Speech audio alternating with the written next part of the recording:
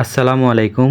আমরা আমাদের super hybrid বিডার বা প্যারেন্টসের জন্য যে বাচ্চাগুলো নিয়েছিলাম সেইগুলোর আজকে ঠোঁট পুড়ে দিতে হবে বা কেটে দিতে হবে। ব্রুডিং থেকে বাচ্চা ছাড়ার পরে খামারিরা যে সমস্যাটির সম্মুখীন হয় তা হলো বাচ্চার লোম বা মাংস ঠুকরে খাওয়া, যেটা আপনারা ভিডিওতে দেখতেই পাচ্ছেন। এই সমস্যাটি মূলত যে কারণে হয়ে থাকে তা হয়তো আমরা বেশিরভাগ খামারিরাই জানি না।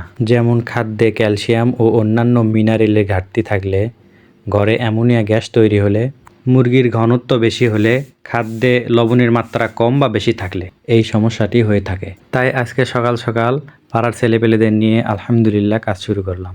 এখন আমরা গ্যাসের এই মেশিনটি দিয়ে ঠোঁট সেকা দিয়ে পুড়ে দেব।